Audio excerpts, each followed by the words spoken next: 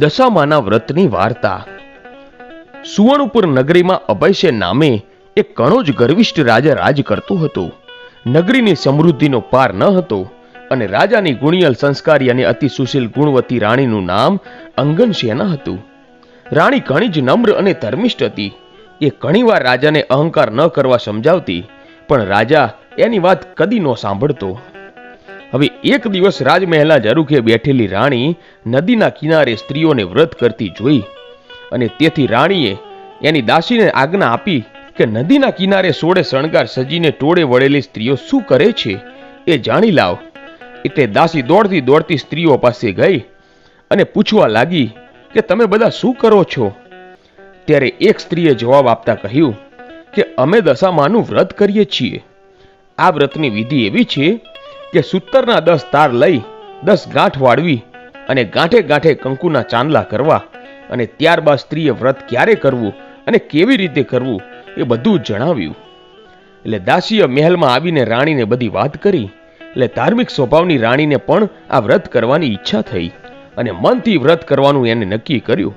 અને પછી એને રાજાને વાત કરી કે હું દશામાનું વ્રત કરું. ત્યારે અહંકારી રાજાએ ના પાડી દીધી અને કહ્યું કે આ વ્રત તો ગરીબ મૂર્ખા માટે છે. અરે તારે તો ઘણી સાહેબી છે, ધન દોલત, નોકર ચાકર, બાગ બગીચા, રાજપાટ બધું છે, માટે આ વ્રત કરવાનું છોડી દે. અને રાજાના અભિમાન ભર્યા વચનને કારણે રાણીનું દિલ દુભાયું. એ જાણતી હતી કે ગમે તેવી સમજાવટ છતાં આ અભિમાની રાજા એકનો બે નથી થવાનો. એટલે રાજાએ અહંકાર, ગર્વ અને અભિમાનમાં ચકનાચૂર થઈને દશામાના વ્રતનું અપમાન કર્યું. અને તેથી દશામાના ક્રોધનો પાર ન રહ્યો અને માએ રાજાના સપનામાં આવીને એક જ શબ્દ કહ્યું કે હું પડું છું.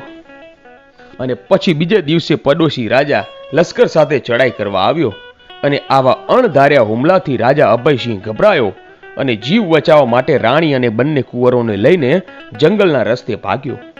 અને રાણી અંગનસેના મનમાં સમજે છે કે પોતાના પતિએ કરેલા દશામાના વ્રતના અપમાનથી જ આ દશા પ્રાપ્ત થઈ છે. અને પછી તો કોર જંગલમાં રાજા રાણી ઉઘાડા પગે ચાલ્યા જાય છે. પગમાં કાંટા વાગે છે, દુઃખ અને થાકનો પાર નથી. અને એવામાં કુંવરોને તરસ લાગી અને એટલામાં એક વાવ આવી અને રાજા પાણી લેવા વાવમાં ઉતર્યો અને ત્યાં જ દશામાએ અદૃશ્ય રહીને બંને કુંવરોને વાવમાં ખેંચી લીધા. એટલે કુંવરોને અદૃશ્ય થઈ ગયેલા જોઈ રાજા રાણી વિલાપ કરવા લાગ્યા. અને રાજા પણ મનમાં સમજી ગયો કે આ નક્કી દશામાનો કોપ લાગે છે. અને એ રાજા રાણીને આશ્વાસન આપતા સમજાવે છે કે જેણે આપ્યા એણે લઈ લીધા, હવે એ જ પાછા આપશે. આમ રુદન કરતી રાણીને સમજાવતો રાજા આગળ ચાલ્યો અને થાકના લીધે બંનેના પગ ઘસડાય છે. પગમાં વેઢા વેઢાના કાકરા પોકાઈ ગયા છે અને તેથી પીડાનો પાર નથી. અને રસ્તામાં એક વાડી આવી. રાજાને એમ થયું કે હાશ, 2 ઘડી વિસામો તો મળશે. પણ રાજાએ વાડીમાં જેવો પગ મૂક્યો ત્યાં તો બધા જ ખીલેલા ફૂલ કરમાઈ ગયા. અને પછી તો વાડીનો માળી વિચારવા માંડ્યો કે નક્કી આ માણસ પાપી પગલાનો છે. અને તેથી માળી લાકડી લઈને રાજા રાણીને મારવા દોડ્યો અને રાજા રાણી માંડ બચીને ભાગ્યા. અને જીવનથી હતાશ થઈ ગયેલા ભિખારી જેવી હાલતમાં બંને એક નગરમાં આવ્યા. અને એ નગર રાજાની બહેનનું હતું. ને રાજાને આશા હતી કે બહેન જરૂર આશરો આપશે. એટલે એણે પાદરથી જ એની બહેનને સંદેશો મોકલાવ્યો. બહેને પોતાના ભાઈને સોનાની ગાગરમાં સુખડી અને સાથે સોનાના દાગીના મૂક્યા. એક ભાઈએ આવીને રાજાને જેવી સોનાની ગાગર આપી તો સોનાની ગાગર પિત્તળની બની ગઈ, સુખડીને બદલે ઈંટના કટકા બની ગયા અને સોનાના દાગીનાને બદલે ફૂફાડા મારતો કાળો નાગ નીકળ્યો. રાજા આમ વિચાર કરે છે કે મારી સગી બહેન મને મારી નાખવા આવું તો ન જ કરે, નક્કી આ દશામાના કોપના કારણે જ થયું છે. આવો વિચાર કરી રાજાએ ગાગર ત્યાં નીચે જમીનમાં દાટી દીધી અને રાણીને લઈને આગળ ચાલ્યો. ચાલતા ચાલતા એક નદી આવી. નદીને કાંઠે ચીભડાના વાડા છે. રાજા 2 હાથ જોડીને એ વાડાના માલિકને કગરવા લાગ્યો કે ભાઈ, 7 દિવસના ભૂખ્યા છીએ, દયા કરીને એક ચીભડું આપ. હવે ખેડૂતને દયા આવી અને એને એક ચીભડું આપ્યું. રાજાએ એમ વિચાર્યું કે આગળ જઈને થોડોક આરામ કરી અને પછી ચીભડું ખાઈશું.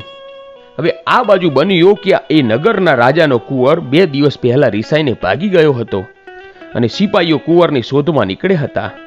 અને દશામાના કોપના કારણે રાજાના હાથમાં જે ચીભડું હતું એ કુંવરનું માથું બની ગયું અને આ માથા ઉપર નજર પડતા સિપાહીઓએ દોડીને રાજા અભયસેનને પકડી લીધો અને દોરડાથી બાંધીને લાતો મારતા નગરમાં લઈ ગયા અને નગરના રાજાને બધી વાત કરી. રાજાએ પોતાના કુંવરની હત્યા બદલ અભયસેનને કાળી કોટડીનો હુકમ આપી બંદીખાનામાં નાખી દીધો અને રાજા વકરવાકે કેદ થયો. તેથી રાણી અંગસેના ઉપર દુઃખોનો પહાડ તૂટી પડ્યો. એ રોજ જંગલમાં લાકડા કાપવા જતી અને એનો ભારો વેચી જે પૈસા મળે એમાંથી પોતાના પેટનો ખાડો પૂરતી. આમ દિવસો ઉપર દિવસો પસાર થવા લાગ્યા. અષાઢ મહિનો આવ્યો. અંગસેનાએ અષાઢ મહિનાની અમાસી એટલે કે દિવાસાના દિવસે દશામાનું વ્રત શરૂ કર્યું. દશામાના વ્રતના 10 દિવસ નકોડા ઉપવાસ કર્યા અને દશામાની ભક્તિ કરી. પછી રાણી અંગસેનાની અપાર ભક્તિ જોઈ દશામાનો કોપ શમી ગયો. માએ રાણીને આશીર્વાદ આપતા કહ્યું, કાલે તારો પતિ પાછો મળી જશે.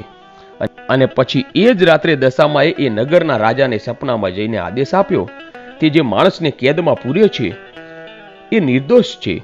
તારો કુંવર તો એના મોસાળમાં લીલા લહેર કરે છે. સવારે પાછો આવી જશે. અને સવાર પડતા દશામાની કૃપાથી કુંવર પાછો આવી ગયો અને રાજાએ જાતે જઈને અભયસેનને બંદીખાનામાંથી મુક્ત કરી ક્ષમા માંગી અને એટલું જ નહીં, ખૂબ ધન પણ આપ્યું. અને પછી રાજા રાણી રથમાં બેસીને સુવર્ણ ઉપર આવવા નીકળી પડ્યા અને રસ્તામાં બહેનનું નગર આવ્યું અને રાજાએ પેલી ગાગર જમીનમાંથી બહાર કાઢી તો એ ગાગર સોનાની હતી અને ગાગરમાં સોનાના દાગીના અને સુખડી હતી. અને એટલામાં બહેન પણ આવી અને આગ્રહ કરીને ભાઈ ભાભીને ઘરે લઈ ગઈ. 2 દિવસ રોકાઈને રાજા રાણી આગળ ચાલ્યા.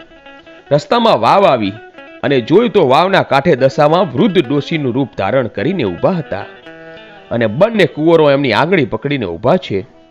રાજા રાણી તરત માતાજીને ઓળખી ગયા અને લાકડી પડે આમ પગમાં પડ્યા અને દશામાએ અસલ સ્વરૂપમાં આવીને દર્શન આપતા કહ્યું કે હે રાજા, તે અભિમાન આણીને મારા વ્રતનું અપમાન કર્યું હતું અને તેથી તારા ઉપર હું કોપાયમાન થઈ હતી.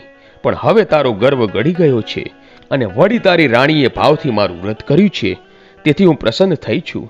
તારું રાજ તને પાછું મળી જશે. અને માં કરતો રાજા અભયસેન દશામાના પગમાં આળોટવા લાગ્યો અને બોલ્યો કે હે માં, આ કળિયુગમાં તારી કપરી કસોટીમાંથી પાર કોઈ જ નહીં ઉતરી શકે, માટે આવો કોપ કદી ન કરશો. અને દશામાં ત્યારે મીઠું મધુર હાસ્ય વિરતા બોલ્યા કે તારી વાત કબૂલ કરું છું. કળિયુગમાં જે પણ મારી કથા સાંભળશે કે સંભળાવશે એની દશા હંમેશને માટે સારી રહેશે અને આ મારા આશીર્વાદ છે. અને આમ કહી દશામાં અદૃશ્ય થઈ ગયા. રાજા રાણી બંને કુંવરોને સાથે લઈ રાજ્યમાં આવ્યા અને અભયસેનના સેનાપતિએ પડોશી રાજાને હરાવીને રાજ પાછું મેળવેલું. પછી તો રાજા રાણી આનંદપૂર્વક દિવસો પસાર કરવા લાગ્યા. હે દશામાં, જેવા રાજા રાણીને ફળ્યા એમ વ્રત કરનાર સર્વને ફળજો. જય દશામાં. મિત્રો, આવા જ વિડીયો જોવા માટે આજે જ અમારી આ ચેનલ A1 ગુજરાતીને સબસ્ક્રાઇબ કરો. ધન્યવાદ.